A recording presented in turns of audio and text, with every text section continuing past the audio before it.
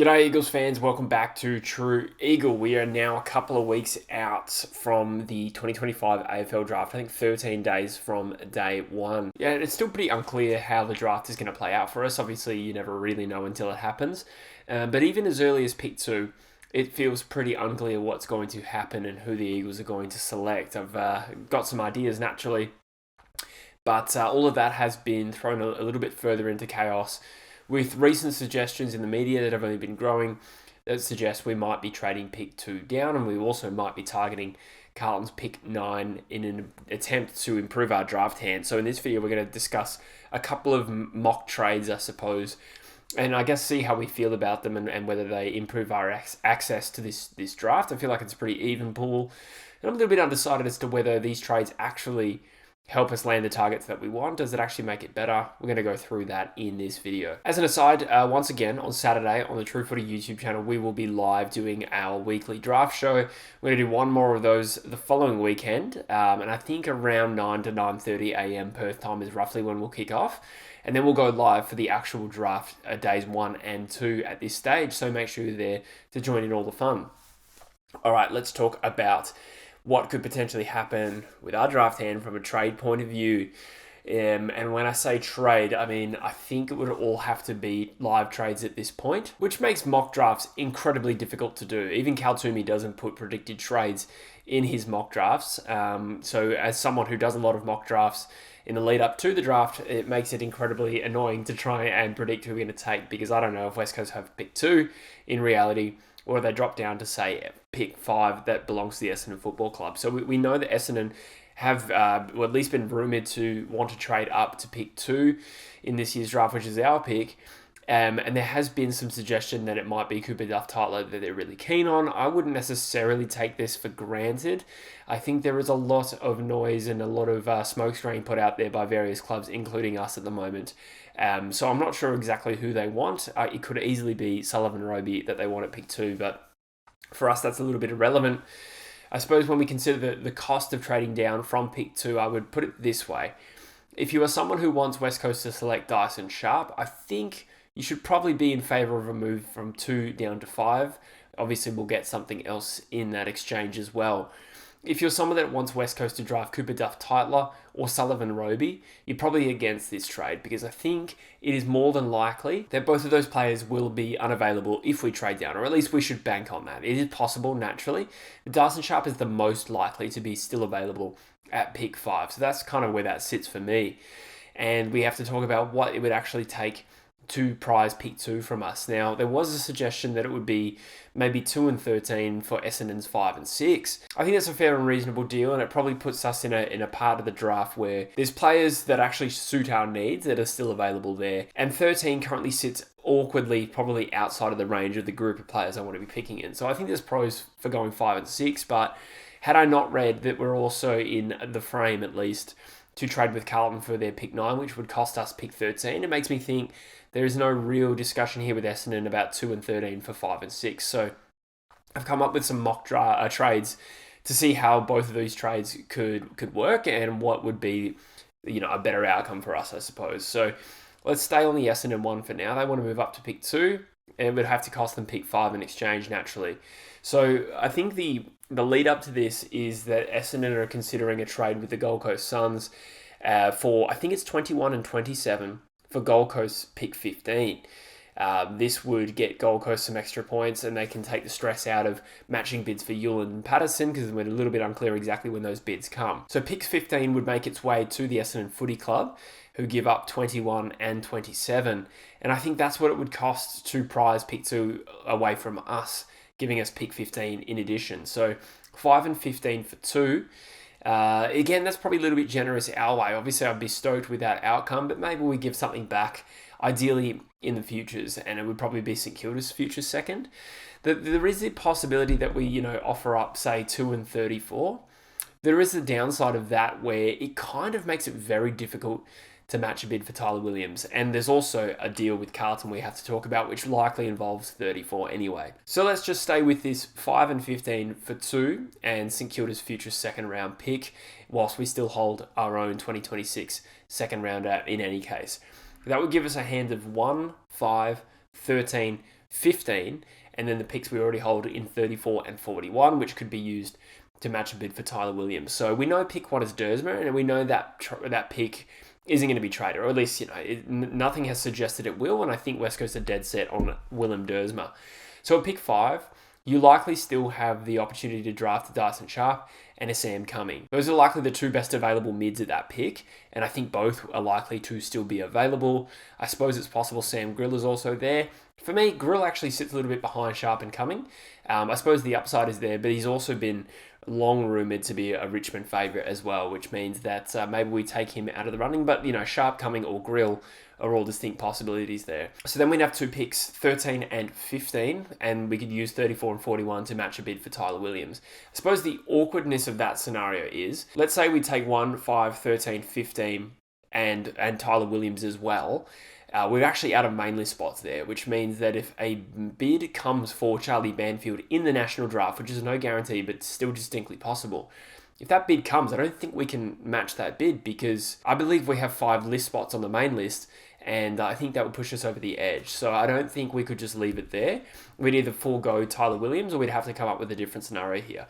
But just talking about the picks themselves, who can we get at 1, 5, 13, and 15? I said Dersma, and I said perhaps Dyson Sharp still there at 5.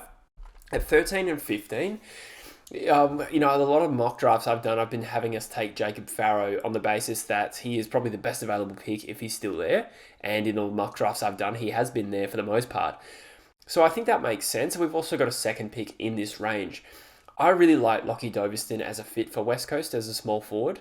And I think that even though we have a lot of small forwards on the list, I don't think any of them pack the offensive punch of a Lockie Doveston, who can probably win you games as well and improves our forward half or scoring potency, which I've talked about a lot, and I think that is one of our biggest glaring deficiencies as a football team right now. So Lockie Doveston, I think, makes sense, and I think you could also add Tyler Williams, who does play a little bit higher up the ground as well, and they can work together, and I think that would be a great fit. So I hold out for him at 13, which is our current pick anyway.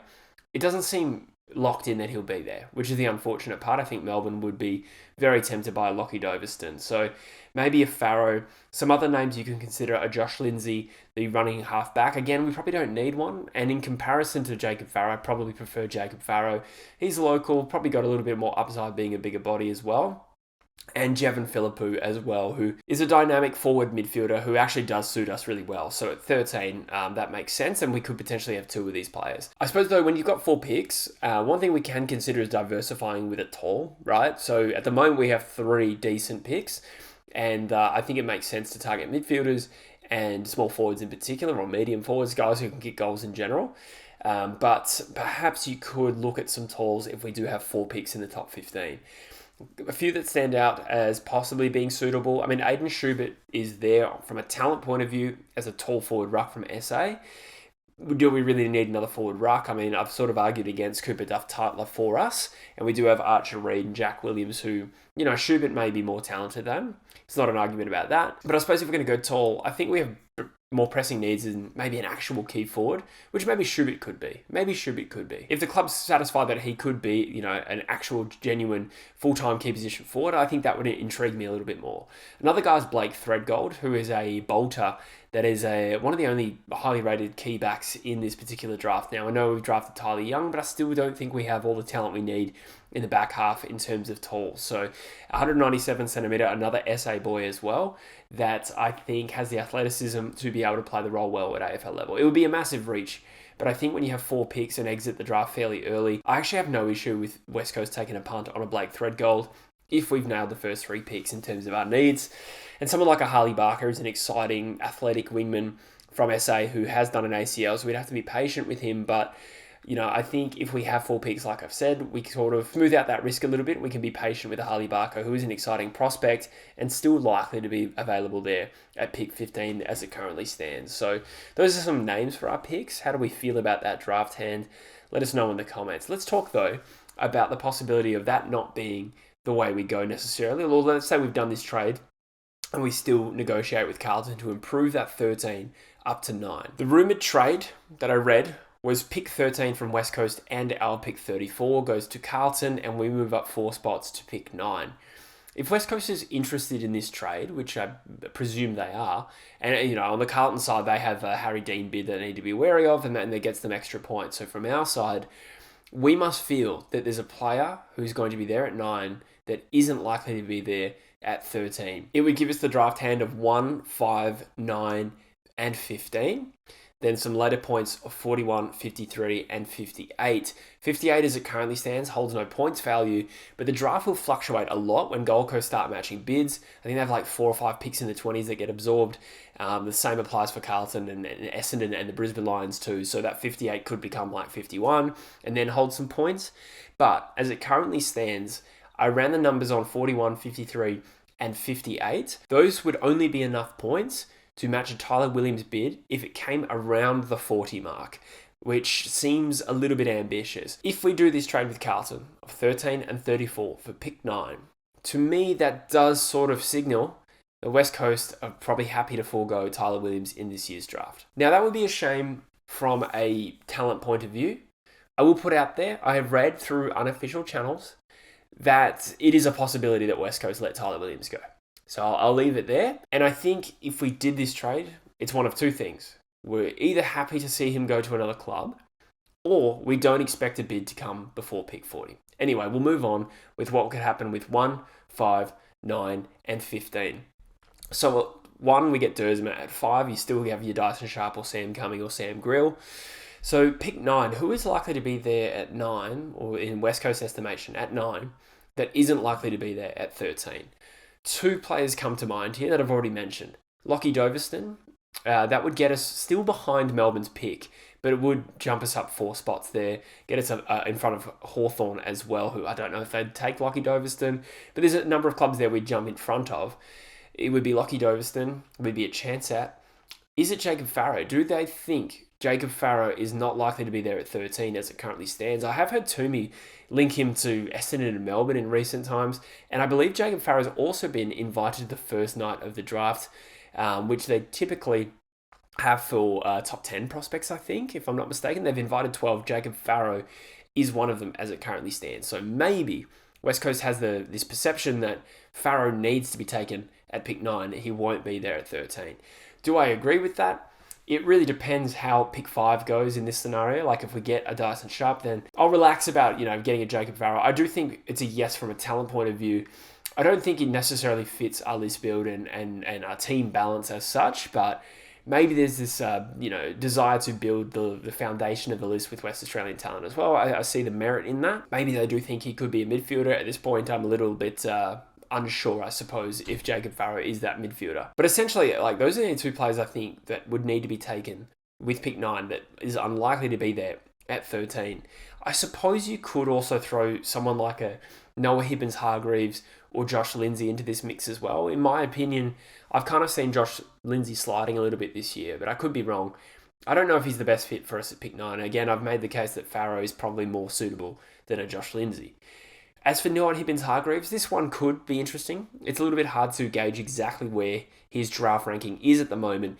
It is possible we'd need pick 9 to get him because I could see clubs really liking him. He has a lot of upside and X factor, whilst probably having a patchy, inconsistent year, which means it's hard to get a read on exactly where he goes in the draft.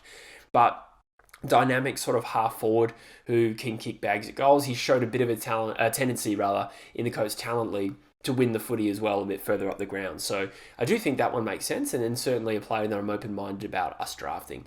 Could it be someone like him that West Coast want to pick 9 that they don't think will be there at 13 with someone like a Hawthorn lurking there as well? So I suppose my ideal scenario here is Dersma, Sharp or Cumming at 5. I'm actually pretty open-minded about which one we go. I think there's pros and cons to either.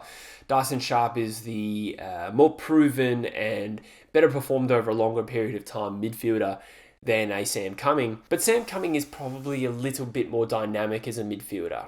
And I get the impression that maybe McAlter doesn't really like that first possession clearance specialist midfielder. Or maybe he does. He just thinks we can only have one because we didn't like Jack Steele for that reason. I don't know. I kind of gave him the impression that maybe West Coast would prefer the attributes of a Sam Cumming. I don't know. We'll leave that there. There's plenty of time to speculate as we get a little bit closer to the draft on who we take with that pick.